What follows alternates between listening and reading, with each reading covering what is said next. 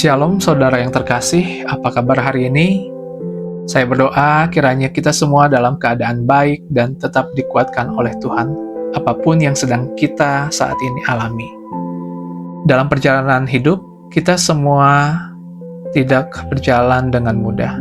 Ada masa di mana kita merasa lelah, takut, bahkan seperti berjalan sendirian dalam kegelapan.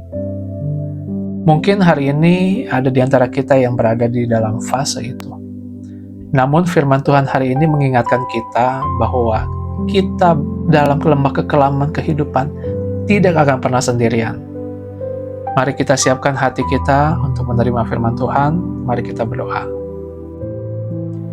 Tuhan yang penuh kasih, kami datang kepadamu dengan hati yang rindu akan firman-Mu.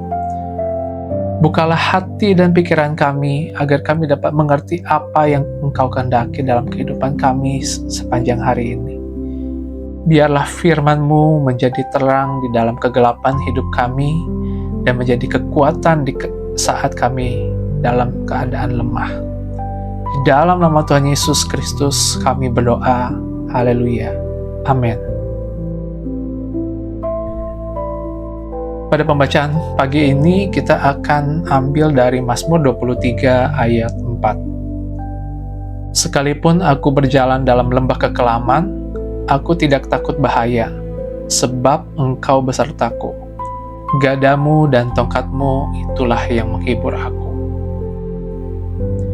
Mazmur ini ditulis oleh Daud yang menggambarkan Tuhan sebagai gembala yang baik. Ketika Daud berkata di dalam lembah kekelaman, itu bukan sekedar gambaran yang tepat, tetapi kondisi yang penuh dengan ketakutan, bahaya, ketidakpastian. Namun yang menariknya adalah Daud tidak berkata ia keluar dari proses itu seketika. Ia berkata, sekalipun aku berjalan, artinya ada proses. Dan di dalam proses itu ia tidak takut. Kenapa? Karena Tuhan beserta dengan dia. Gada dan tongkat adalah simbol perlindungan dan tuntunan Tuhan.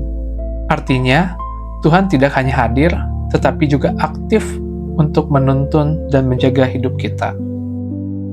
Saudara, terkadang kita berharap hidup ini selalu berada di dalam padang rumput yang hijau. Kita semua ingin nyaman, kita semua ingin aman, kita semua ingin dalam keadaan pasti. Namun kenyataannya hidup ini membawa kita dalam lembah. Lembah itu bisa berupa masalah keluarga, tekanan pekerjaan, sakit penyakit, ketakutan akan masa depan, atau pergumulan yang kita tidak ingin ceritakan kepada siapapun. Di dalam lembah kita sering merasa, Tuhan, di mana Engkau? Tetapi firman ini mengingatkan kita, Tuhan tidak pernah meninggalkan kita di dalam lembah kekelaman. Bahkan justru di saat kita berada di dalam lembah, kehadiran Tuhan menjadi semakin nyata. Ada seorang pria yang menunggu di rumah sakit menanti kabar tentang anaknya yang sedang dirawat. Setiap detik terasa lama, setiap suara langkah dokter membuat jantungnya berdebar. Di tengah ketakutan, ia hanya bisa berdoa. Tuhan, aku takut, tapi aku percaya Engkau ada di sini. Situasinya tidak langsung berubah. Anak itu masih harus melewati proses pemulihan. Namun pria itu berkata, aku tidak tahu bagaimana hasilnya nanti, tapi aku merasa damai yang tidak bisa dijelaskan. Ia sedang berjalan dalam lembah kekelaman, tapi tidak sendirian. Saudara, mungkin hari ini kita sedang berada di dalam lembah kekelaman kita masing-masing. Ada ketakutan yang belum hilang, ada masalah yang belum selesai, ada doa yang belum dijawab, dan kita sudah merasa lelah dan lemah. Namun firman Tuhan hari ini berkata, aku tidak takut sebab Engkau besertaku. Bukan karena kita kuat, tetapi karena Tuhan bersama kita.